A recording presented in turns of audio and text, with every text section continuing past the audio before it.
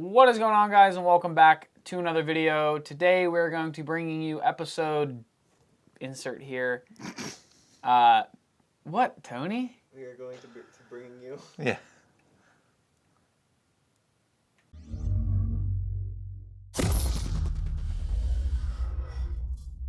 What is going on, guys, and welcome back to another Asked Amped. This is episode 7, as I was just informed about 3 seconds ago. So this is the show, if you don't know, where you ask us questions and we answer them to the best of our abilities. Most of this stuff is not factual. It's mostly opinion-based. Would you say? Not that we're lying. Not No, that okay, it's never mind. infactual. Cut that out. No, that was good banter. Oh, okay. We're not cutting it. All right, We're going to keep rolling. All right, it's, things can be factual. You know what I'm trying to say. Anyway, I don't do these very often. I typically talk about a product. So, Biggs, I'm here with Biggs. You've seen Biggs before. Hello. Been on other episodes. So we're gonna go ahead, start it off, brother. All right. Grab the first question. These ones are from Instagram and not from our last video. I don't know. What are we doing wrong? Let us know, because there weren't many questions. All right. From HyperSlow556. What ways can I stabilize my AEG inner barrel? Whatever advice we give here can be for either AEGs or for HPA systems. But stabilizing barrels. So sometimes like an outer barrel will be a little bigger than the diameter of the inner barrel. It'll wobble a little bit. You can do like one wrap of electrical tape at the very, very end of your barrel, not at the hop-up end. I see Teflon tape a lot too because it comes in smaller thicknesses. Right. So I've seen it, at the end. I've also seen people do a spiral all the way down the barrel. Seen that too. That'll help stabilize it in there a little bit. And then as long as your outer barrel is as tight as it can be, so the outer barrel doesn't have any wiggle in it, then that'll help it moving from inside the outer barrel. I mean, O-rings technically stabilize it as well if they put pressure on it and keep it from moving around. Yeah, but you have to have, like the Crytek barrels that have two little grooves, the Prometheus Crytek barrels. They have little grooves cut in them at the end, and they come with some O-rings so that they do that same thing. But that also prevents them from fitting in some outer barrels, because I've had that issue. So you gotta take them out. Yeah. So yeah, Teflon or electrical tape is typically the go-to. Teflon. Teflon, okay. Teflon. Easy peasy. Okay, so from Dan, Dan Oza Airsoft. Yes, it'll be on the screen, right, Tony? Yeah. All right. It'll be on the screen, so if we butcher anything, you'll be able to see it. What triggers are compatible with the G&G Wild Hog M4 with the Spartan Inferno? Also, would any modifications be needed to drop in an Inferno into a Scar H by VFC? A lot of AEG triggers, pretty much any AEG trigger should be compatible with, because G&Gs are standard amongst the scaling and fitment of most parts. So, Speed makes some triggers. Yeah, Speed makes two kinds. They make their standard ones that are mostly cosmetic, and then they make their HPA and MOSFET one. It's the same one. It's for both kinds of systems, but they're adjustable so that you can have a really short trigger pull. Right. They have a set screw that you can adjust from outside of the gearbox, if I remember correctly, so you don't have to break it open every time you want to adjust it. Yeah, it's in the trigger guard. So, yeah, you can do any V2 standard trigger that is compatible with AEG will work for your, what'd you say, an Inferno in your M4. And the MOSFET and HPA speed triggers, the reason that they are specifically noted for those is because you need a specific trigger pull length for traditional trigger contacts. But whenever you switch to a MOSFET that has a micro switch or an HPA system, which essentially has the same kind of micro switch, then you don't have the contacts that have to come together and come apart. It's literally just pressing a button. Right, so the travel is much shorter. You can have it just off of and it just touch. Yeah, you love the computer mouse clicks for trigger pulls, which is nuts. So, and also what modifications would be needed to drop an Inferno into a Scar H? You would just need the trigger that is specific for the VFC Scar H. The trigger board. And the trigger board. I believe those are the only... Well, the nozzle. So, oh, did I say? I meant nozzle. That was the first thing I meant. If I said trigger. Yeah, you said trigger. It's Okay. I believe just the nozzle, and if they have a trigger board for Yeah. it, and then you should be good. I don't know if it'll have a trigger board. That depends on how different the selector is. Yeah, it's different. Okay, then yeah, it might have a trigger board, but definitely has a different nozzle. Oh yeah. So just most of the you're talking about Infernos. Most of the time, companies will have a fitment chart on their website. It's been done, so you know you're gonna have information somewhere. I've never personally done it, so I can't. And then as far as modifying the gun, I don't think the gearbox really needs modified. Depending on whether you run a grip line out of it or not, you might have to widen the hole where the motor would go up into the gearbox. Very easy in the stuff, pistol though. grip, but yeah, that's about it. Cool. So it's doable. Just definitely look into what trigger board you need because you know you're gonna need a different nozzle. The VFCs have a wireless hinge. The motor tab or the wires are in the hinge. So if you want to run your FCU in the stock, you would need to make a hole for the data cable and the FCU to be in the stock. Right. So when you fold your stock, you'll not have a little wire Yeah. connecting the two. But most of the time, people don't actually play with their scars stock folded. Yeah. Okay. Well, cool. That was a good question. The Mozambique. Sure. Yeah. What upgrades should I do to my WE Glock 18C? WEs, if I remember correctly, they're not 100% TM compatible. So I don't know if the blowback units or anything like that's going to be compatible, but I'm pretty sure the barrel and buckings are compatible. The hop-up may or may not. So a good bet's always going to be your barrel and bucking. Don't they also, I don't know who sells them, but don't they sell high-flow mag valves or something like that? I have seen those before. I can't remember if they're for the Glocks or Just the high kappas. We've dived into the high kappas. We haven't dived into modifying Glocks very much, though. No. High kappas, if you kind of look at them as the M4 of gas pistols. So, you know, lots of aftermarket support, very easy to modify, very easy to upgrade. The Glocks are still relatively easy. Like the AK. They're like an AK. It's very doable. It's just less people do it, so there's a little less overall knowledge about it. But yeah, double check fitment. If it is TM spec, barrel bucking will definitely change the overall performance of that pistol. But I would just run it till it breaks. Because I mean, I had a G17, one of my favorite, it was one of my favorite pistols I ever owned. And it shot really, really good. Never saw a need to upgrade it. If you're playing outdoors, maybe, but I only played indoors, so. Great pistol though, otherwise. But yeah, look into some TM stuff or just aftermarket stuff that's compatible with TM. So. And watch with the 18s. If you're running them in full auto, it's a much higher likelihood of them breaking because tiny pistols and full auto usually are not a good combination. No, they break, unfortunately. So. Come over to the house. He knows we're recording. Anyway, Etino, I'm going to say that. How can I get a replacement fire selector for my Classic Army Mark 18 EBB? I'm not familiar with that. Replacement. Yeah, let me see. Yeah, go ahead. I mean, typically sending us an email and telling us what part you would need typically helps us source something a little better. So. But we don't deal a whole lot with Classic Army. We had a couple of the 249s in here recently, but it's not a brand that we stock a whole lot of. I would say get a replacement fire selector. Contact the company that you bought it from originally. Maybe reach out to Classic Army directly. If you have no luck with those, then we can reach out to us and we can help you contact them. But I'm not familiar with whether they're a standard fire selector, if it's compatible, or if it's a slightly proprietary one. Because the external selectors from different company to company can be a little bit more proprietary, versus the parts in the gearbox tend to be pretty universal, but once you get out of there, then things can be They can more do and whatever more they want proprietary. with it. Yeah. But yeah, if you need to, send us an email right here.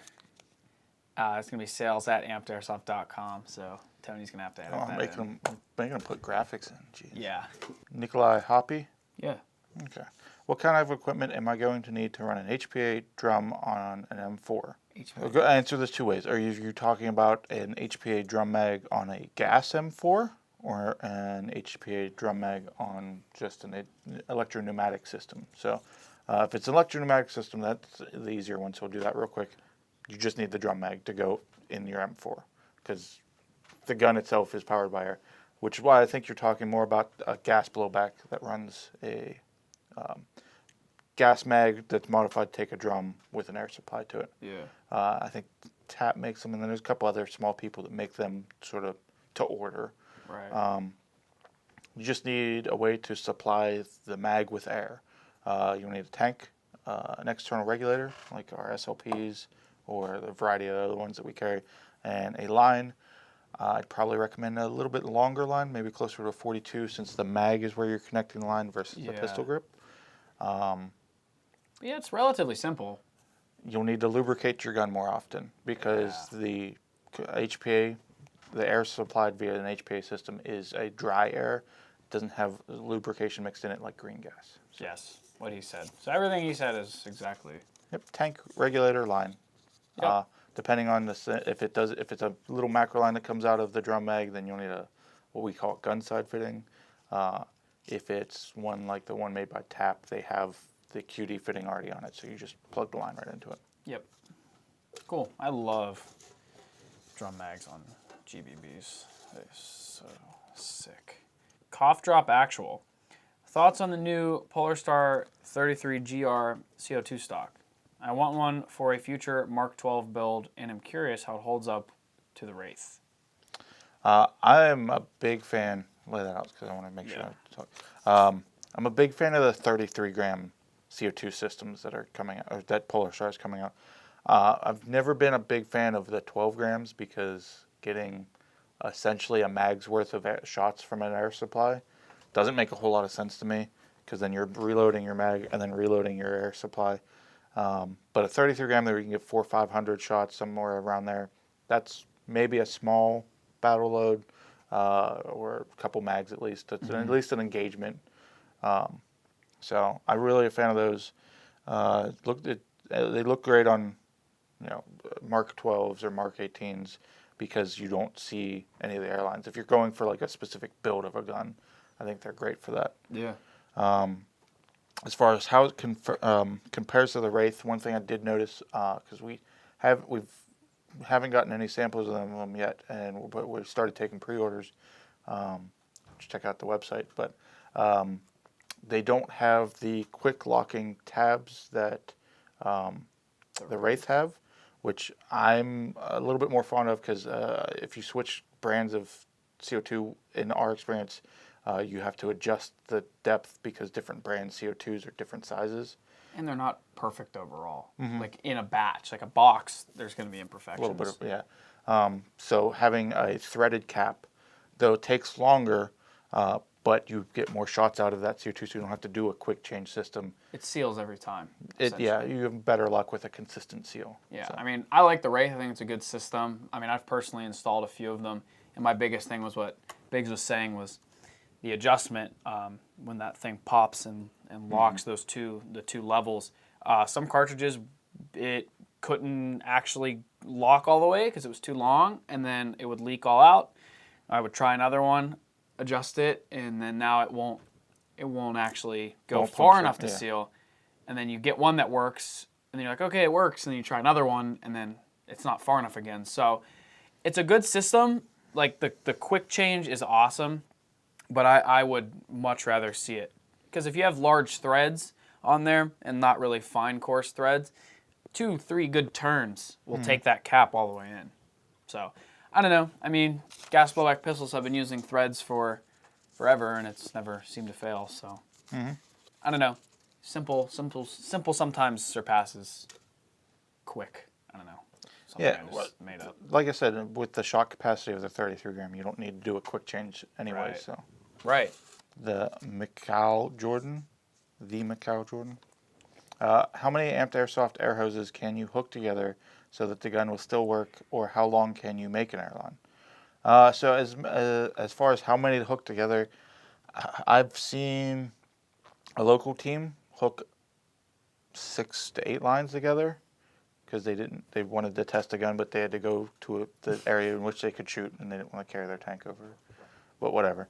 And then as far as how long you can make a line, you can make a line as long as you want. It's just a matter of the refresh rate and the ability for the regulator to supply it enough.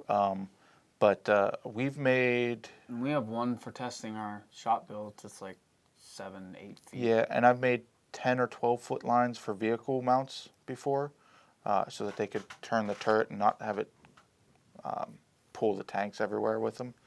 So you can make longer lines like that. It's just biggest problem with connecting multiple lines is each female QD is a bottleneck because it's a self-sealing fitting, so it has to go around a gasket that's pushed out of the way. So every time you're going through that, you're bottlenecking the flow rate of the airline.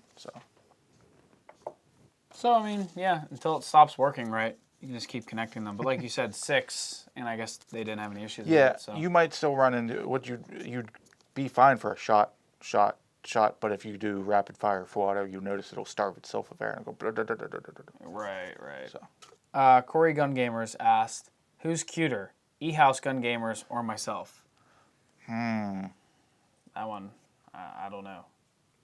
Well, see, I think Eric's got the body, but I think Corey's got the personality. Oh boy.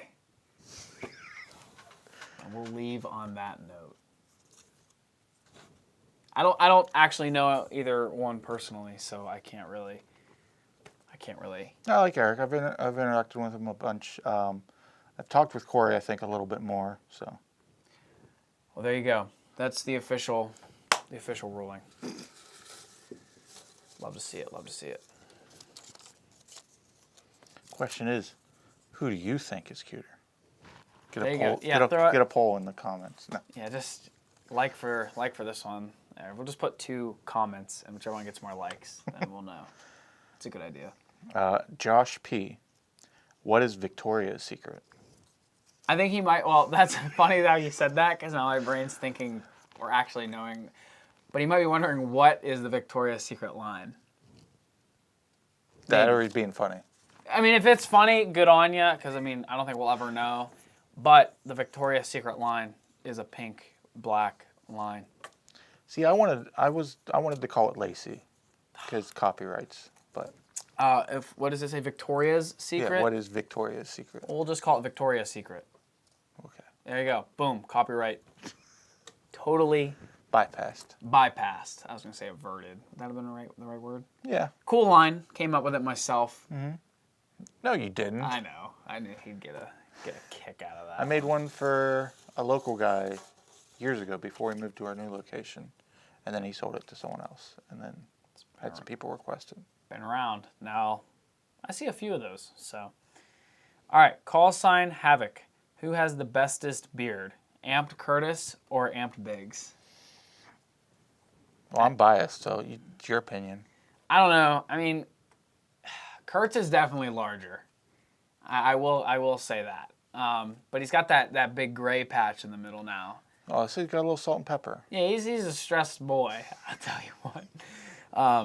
But I think we'd have to do a separate video on that one.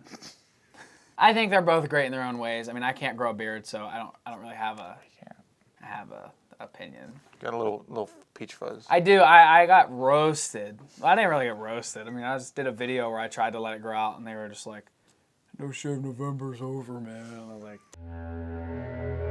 "All right, I'm ugly. I get it. Thanks." That's ooftastic. That's an amazing Instagram tag, like for real. Do you need to hydro aluminum tanks every 3 to 5 years? Every tank has a born-on date. We did a video on tanks, but it is a 2-number date with a logo that's like a circle with a C in it, and then a 2-digit date. It is the month and year, if I remember correctly. For your orientation, it would be backwards to what I'm doing with my hands.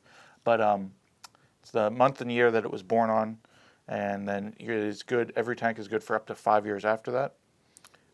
Aluminum tank or carbon fiber tanks, you can definitely get rehydrated. Aluminum tanks, you need to reach out and make sure they can get rehydrated depending on the place that does rehydroing for them. Usually scuba shops you can check with. Some places will, some places won't, if I remember correctly. But I don't see a whole lot of aluminum tanks that have a rehydro seal on them. So I don't know if it's because the price to rehydro it is about half the price of buying a new tank. So some people just buy a new tank. Yeah. Versus carbon fiber, that's the price of rehydro is like a third of it, a quarter of it. So Right. makes more sense to rehydro those. But yeah, every 5 years, not a 3 year. At least in the U.S. If you're out of the U.S., I'm not familiar with your country's laws. So. Boom. Oh no. Oh, one more thing.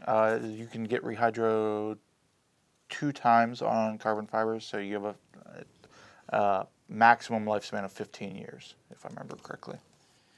If you use a tank for 15 years, good on you. The real call sign owl. What is your preferred optic of any style? I like EOTechs. T1s on a riser. I don't know. I just like EOTechs. I Yep. like the reticle. I like how they look. I like how they feel. Everything.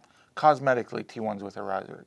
I don't not use them. I just any gun, any build that has a T1 on a riser and like a mid or long rail looks hot to me. EOTechs, I think, are probably some of the most functional though, because they have the bigger aperture, so it's a better sight picture. But What was that one sight? It's like a bubble, and it has the big solar thing on it. I know which one you're talking about. I don't remember it. Oh man, I had one. It was a replica, but it worked. Mm-hmm. Crap. I'll pull up a picture and have Tony edit it in.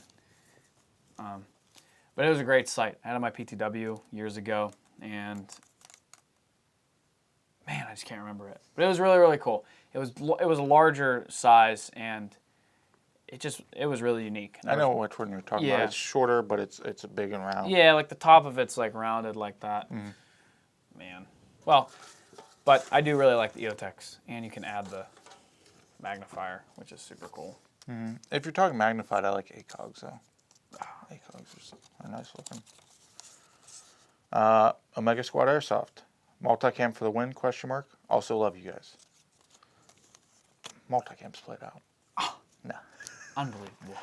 I love Multicam. Great camo. I like the different iterations of Multicam. I like just gonna say Multicam that. Tropic, Multicam Black. Multicam Black is sick. Yeah. Multicam Black's one of the few camos I would wear like in public. Like buy pants or shoes or something or a hat in it. I would still never do that. Don't they make a Multicam white? They do. It's like Alpine or something like that. Yeah. It's a bunch of whites and grays. That's a cool one too. Don't really see much application for Airsoft. I mean, people play in the snow, but They do. not as often. Well, they didn't make Multicam for Airsoft. I know. I'm not saying it's... Anyway, we're talking about Airsoft though, so it makes True. sense to... It's for applying to Airsoft, not much use. Right. Cool though.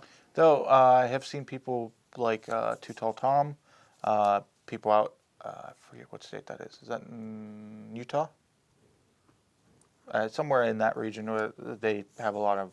They're getting into the Rocky Mountains. They play and very often have snow mixed in with their environment. So tan gear with like That's cool. white camo or white gear on tan gear or tan clothing. Does just look cool overall. Also, love you guys too, Omega Squad.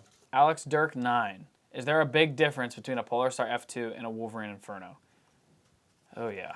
Even functionally, one is a single solenoid system, one is a dual solenoid system. FCUs are just miles apart from each other.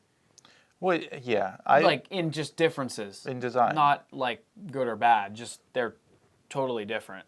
Because PolarStar, excluding their mini FCU, but we'll exclude that mini FCUs just like we'll exclude the Spartan editions on the Wolverines. Yeah. The F2s come with a LCD screen on their FCU with a Like a button. a And button you can and a left, joystick. right. Yeah. So left, right, up, down, and a center click down. And you can see 2 usually letter values and 2 number values to determine what setting you're on and the value of that setting. So the ability to adjust that and know what you're adjusting is much easier than, in my experience, than a blind adjustment on the rotoscope or whatever that. Yeah, the dials are good because you only have rate of fire and dwell, which in comparison to... Is all you need. Right, but you know how you can get... I mean, anything can be tweaked. Like any airsoft gun, like you could feel like you're at the best point ever. It could get better. It's just how it is. I mean, you know, one of these little micro adjustments can make not really a noticeable difference, but it is better. So for simplicity's sake, you hook your gun up to air, put it on the chrono, shoot, turn, shoot, turn, shoot, turn, shoot, turn, and then boom. All right, cool, that's the best I'm at, and then you're done. You could spend hours tweaking a fusion engine or an F2 FCU just with all the different settings. But, you know, two different companies, two different systems, two different... Yeah, and like I said, from a hybrid closed bolt system for the Infernos, if I remember correctly, because it's a spring assisted versus a system that is a dual solenoid that can be switched from a closed bolt to an open bolt. Yeah. So like back into the FCU, you can adjust that as well, which is another thing depending on, you know, your preference.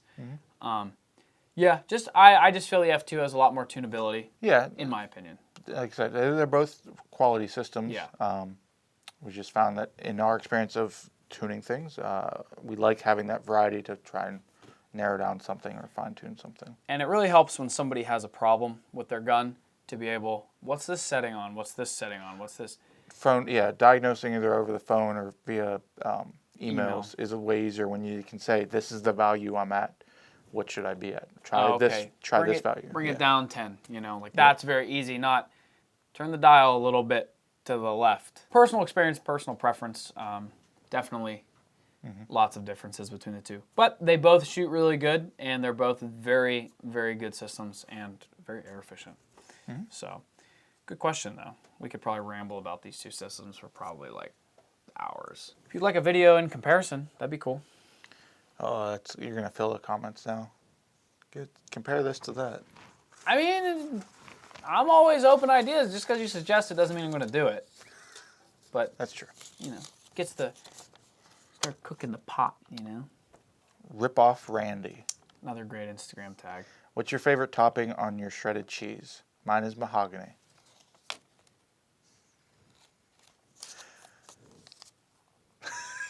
I don't get it. Are you gonna have to explain it, or are we just skipping it? Like, I would have to say probably copper. I like copper on my shredded cheese. Are we not actually talking about shredded cheese? Like, I'm very confused. I'll have to look it up. All right, we're just moving on then. IAO Airsoft asks, do you have to change internal to switch to HPA? Yes. You do have to gut your entire gearbox to drop an HPA system in there. If you are going to do a fusion engine, you remove your entire gearbox and replace your gearbox with the fusion engine itself. But yeah, the only thing you keep is your trigger spring, and your safety latch and your spring guide. And the selector. Yeah. Like the selector plate. So yeah, got it all.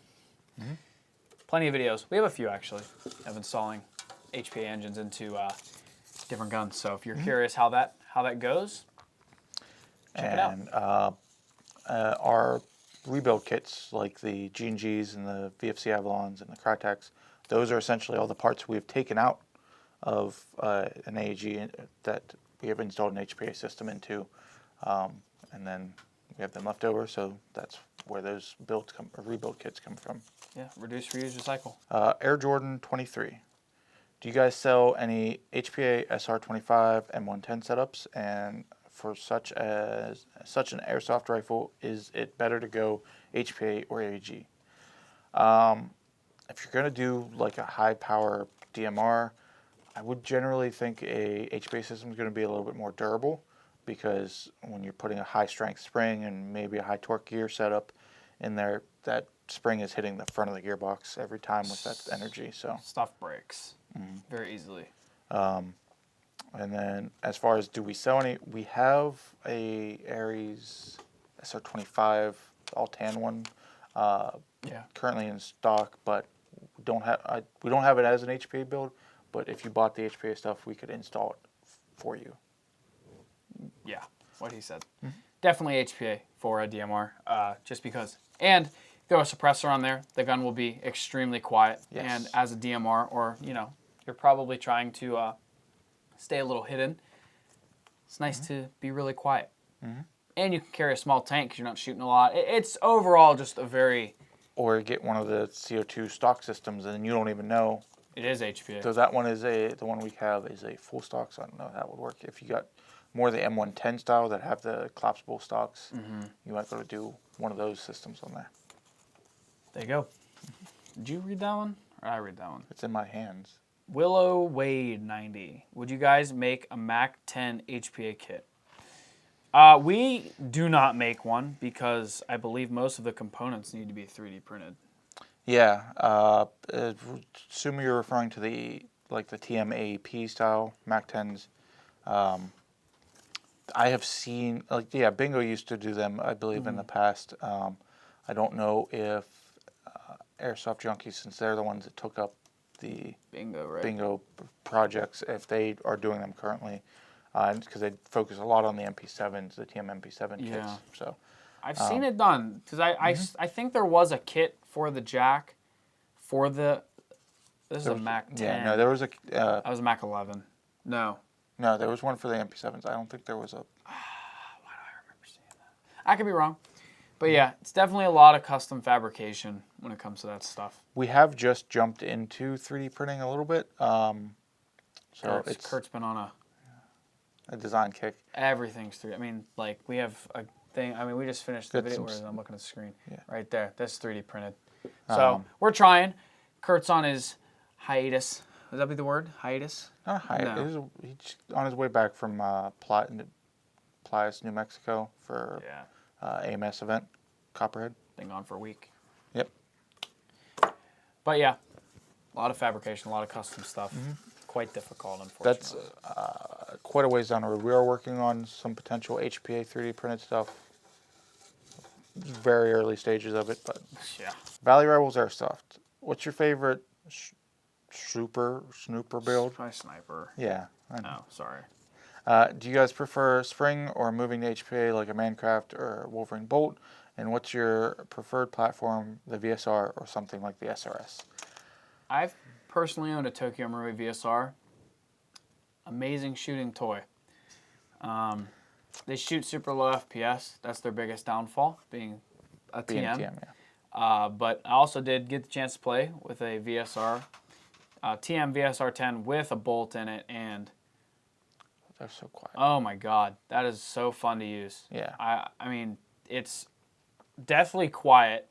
It throws 0.45 BBs out like nothing, and it's effortless. The bolt is just, and it's you just kind of there's no resistance, and you can throw a 0.45 280 feet like nobody's business. Speaking of the effortless bolt on that, I think the House Gamers I saw did a 3D printed with like a rubber band or something where he literally just goes, pulls it back and lets it forward, pulls it back and lets it forward.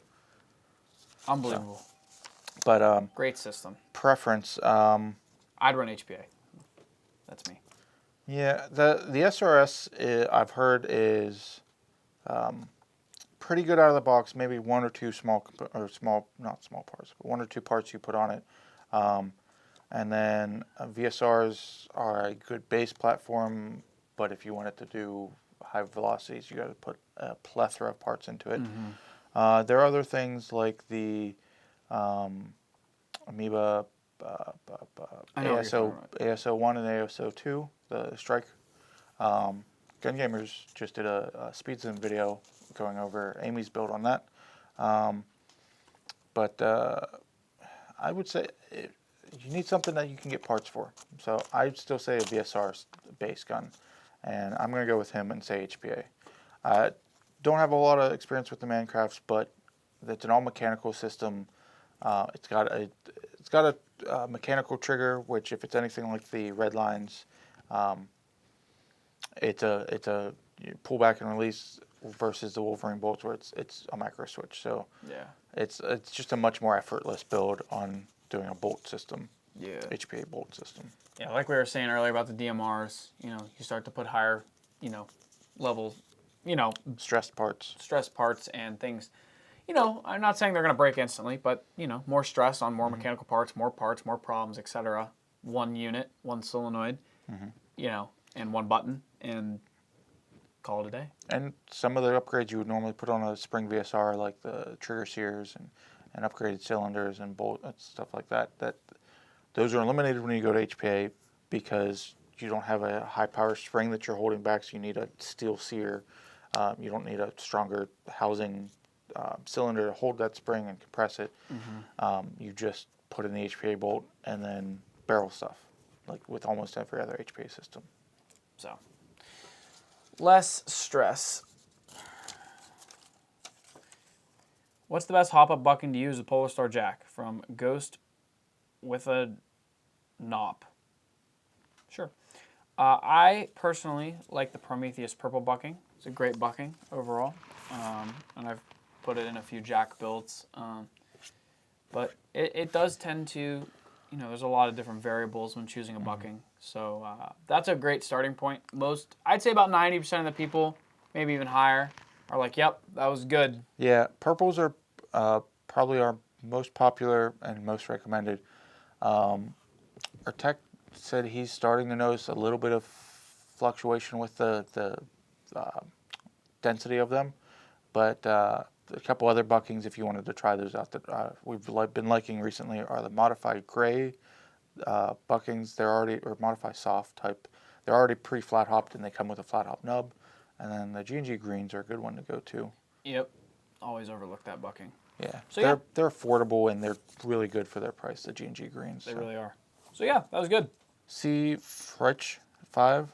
Sorry if I butchered that. What is a good holster to use with your Hater Gen 2 revolver? So there's only one that I know of that's specifically made for it. I'm sure there are more, but the only one that I know of are our friends over at MC Kydex. They make a holster for it. Do they really? Yeah, I believe so. That's awesome. Well, if they don't, then they will. Right. Yeah, I've seen them. I'm pretty sure I've seen them make one. Kydex retention, so no buttons to press or anything. And the Gen 1s and the Gen 2s have no fitment differences. The difference between the Gen 1s and Gen 2s were all basically the hop up in the sights changed, and then they changed the color of the hammer and the spring so you can see the difference between them.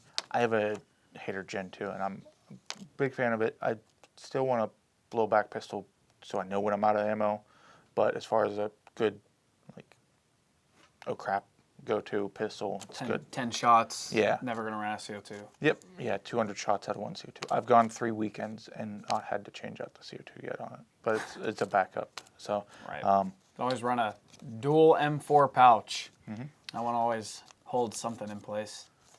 Yeah, I actually cut a dual M14 pouch. I cut the bottom out and put it in, and the flap held it in. Boom. But it's super loose. I don't recommend it. I want to get one of the Kydex ones from MC Kydex. Kydex is the way to go. And then, if you're a fan of the Hater Gen 2s, our friend Luke Domesky, the Airsoft sci-fi guy, or the sci-fi Airsoft guy, I can never remember his Instagram handle. They make kits for the haters. They look like guns from different sci-fi games, movies, like Titanfall, Apex. Oh, that's cool. Blade Runner kit, and then they also do what they call an Oreo stacker, which is a malice clip that holds your pucks for the hater, and then it's spring loaded, so you pull one out of the bottom and it pushes it down, and you pull the next one out and pushes it down, pull the next one out. So that way you're not fumbling around in a pocket looking for those pucks. You just pull it right off your belt. That's really smart. TGW.CJ, how do you thread an inner barrel? So you don't really thread an inner barrel. Don't you crown it? Sometimes if you cut it? If you cut it, you can crown it. Basically, you bevel the barrel out so that whenever the BB's releasing the air, it goes around it rather than push it off center as it leaves. But that's about all you do to an inner barrel. Yeah, there are rifled inner barrels. There's only one company that makes it. It's Tanto Koba. The barrel is called like a TK Twist, but it has a very slow spiral in it, and it works only good in low FPS, It has a range style, yeah. like where it works. Yeah, because otherwise it's going to be so high powered it just pushes it right through and you don't get that effect. Yeah. Now the only other thing is if he said inner when he meant outer barrel. If you're threading, if you But you don't. if you strip the threads on your outer barrel, there's no way to add material to it to recarve it. So unless it's smaller. yeah, if you're doing a different thread. Which then nothing will be Nothing compatible. compatible, yeah. So Cat Tactical, also another amazing Instagram handle. Fave Mel Brooks movie. Do you know who Mel Brooks is? Yeah, I just learned today. This was a thing earlier. Yeah. Yeah, I don't know. Sorry. He will.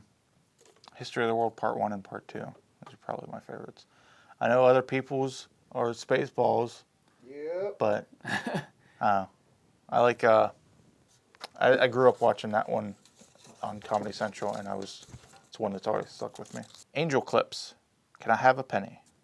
Only for 2 pennies. Then I'll give you a penny. I don't carry change with me. Sorry. I don't have any change today. I had some yesterday. Wrong day. We're not a take a penny, leave a penny store. We actually don't even do we don't even change in deal the store. change. Everything is a so- flat dollar amount. Flat dollar. Bring in your dollars, not your pennies. In store. Ferda Paladin, Ohio Airsoft asks, can I send you my Tokyo Marine P90 high cycle to HPA? Well, you'd be behind me, dude, because I don't want to HPA P90 so bad. But yeah, right? Yeah, there's a Hydra and is it F1 or F2 or both? I think. I think the F2 does have an offset nozzle. Yeah. This is very expensive. Those are the 3 engines that have offsets that you can do: Hydra, F1, or F2. Definitely stick between the Hydra and F2 though. Yeah, The F1 was all right. It's just it was okay, but Yeah. if go cheap, go Jack, or go expensive, go to F2. I don't see the purpose of the F1. No. I mean, it introduced the offsets, right? That's The true. PolarStar. Yeah. But the F2 is just great system. Yee Airsoft. Man, we need an award for the best. What's the most toxic thing you've done in Airsoft? I played Airsoft. No, I don't know. Ooh, that event we were at. It's not really toxic. I just thought it was funny. I think we were green, and the tan guy medic me, and then I shot the guy, and I think I have the clip somewhere. Yeah. So, I guess that's that. You? Toxic thing. Toxic is kind of like a. Yeah. When I hear toxic, I think of that the Rip Kid. Like that's toxic. Facebook warriors are toxic. I do things that frustrate people sometimes. Like I'm a big indoor player, and if I sneak up behind people and then shoot them in the back, and they get mad at that after a while. They want to bang bang. Well, even if it's at a distance, they're like, where'd you come from? Yeah, so That's I not don't know. really toxic. I wouldn't like to think of myself as a very toxic person in any community, which is the right way to be a part of any community. Don't have anything nice to say, don't say it at all. Simple as that. Howitzer DH605. Dark horse, guys. Oh, cool. Sorry. Why are there not enough national level events in the Northeast to feed my addiction? Well, I mean, Airsoft is very popular on the East Coast, but I mean, the West Coast is where it's really just... Yeah, they have more weather that's fitting to yeah. playing outdoors. We've been finding more events. There are a decent amount on this coast. They're just in smaller event organizers. So there's some companies like, I don't even know if they're smaller. They're not as nationally known because they don't go all over the U.S. They just stay to the Northeast. But there's like Theta events. What's another one we just started going? Stag Ops. Theta events and Stag Ops are 2 ones that we're going to start going to. And they're mostly Northeast or Eastern Coast. So You can typically find events. It's just sometimes you have to dig a little bit. Yeah. Like a lot of the larger ones just you see, people talk about, but the smaller ones kind of fly under the radar sometimes. And there are plenty of events. It's just they're not even that small either because I've heard some of their events are pulling like 400 specifically people. talking about those. But they're smaller in the sense of their presence. Like there's not as Right. many people online talking about these events. And There should be. from my understanding, is like the reason they have those high player counts is it's mostly return customers. Right. They like those events, so they're going to keep going to them. So spread the word. If you go to an event that's not as big as some other ones, let people know. Did I just read that one? Yeah. Well, I'm just politely getting you the next Oh, question. thank you. You're welcome. Kind sir. I try my best. It's your boy Squint. Damn, another one. How's your day? Day's doing pretty good, actually. My work day just started not too long ago. But you're about done. What's your shift? Let's see here. Oh, we got a couple hours. Yeah. It's going pretty good. It's going all right. We got a busy day because the trailer just got back from the event, so that's going to suck later And it was today is just- unpacking it. Labor Day, right? Yeah. So Long weekend? long weekend with a lot of, we had this sale and things. So yesterday's kind yesterday of was super spilling busy. into today a little bit. So it's good though. Otherwise, thank you for asking. Much appreciated. Milsim Shaggy, why are you not stationed in Texas? Too hot in Texas. I mean, I like Texas. Kurt, you're gonna have to take that one up with him. He was not born and raised in Texas. So, was he born here? In PA? I know he grew up in this area. I don't know if he was born here. So anyway, yeah, it's up to Kurt. He didn't want to move to Texas, so you can come visit us though. We're open throughout the week. They just went to New Mexico, so We we did might be just go to going New to Texas Mexico. for events at some point. You should have been there. I think we went to a game in Texas we once. did. A Lion Claws, Hope you were there. Bulldog, or something like that. Yeah, that was your opportunity. All right, so is this the last one? Oh my god. All right, call sign Onslaught. Favorite national event host, promoter, milsim, other. Now you're trying to get us in trouble. No. I think they all have their pros and cons, as anything. I've done, MSWs and Lion Claws events are probably two of the larger, well-known events. MSW is if you're just looking for, next level kind of hardcore. Immersions. Yeah. Camping, sleeping on the field, carrying everything you need, 40 straight hours. It's tough, but it's fun. It's a little slower paced, but when the action happens, it's fun. But Lion Claws, I have a really good time at because it's a little more casual, but it's still serious. And, lots of actions, fast paced, indoor, outdoors, super cool facilities.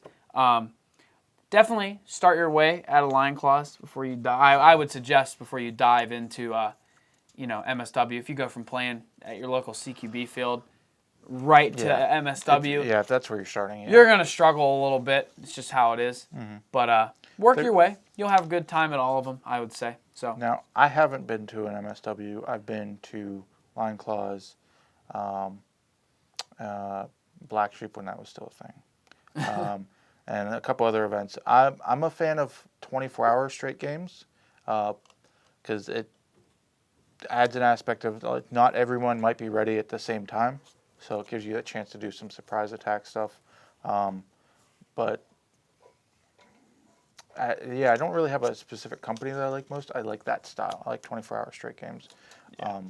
40 with being able to ruck everything that has a big upfront cost, which I'm not able to do. Don't really want to do for something I don't do like every weekend. right. So Yeah, that was a good question. Definitely a good one. Can't pick a favorite. Sorry. They all have their benefits. All right, guys. Well, thank you so much for submitting your questions. Hopefully this video will actually have enough questions. If not, we'll resort back to Instagram once again. They were still very good. Glad we could kind of bring this video to different social media platforms. Different audience, different questions. I don't know. Kind of. well, we might. No reason not to do it next time and have more questions from both. So, hope you guys really enjoyed this video. If you did, go ahead and like the video and drop your comments down below for the next one. If you do have any suggestions for, things you would rather see, wouldn't want to see, tell us what we need to improve on because that's the only way we're going to. So, your feedback is key and we really appreciate it. So, I'm Wes. I'm Biggs. And thanks for watching. Yeah. Got that outro down pat.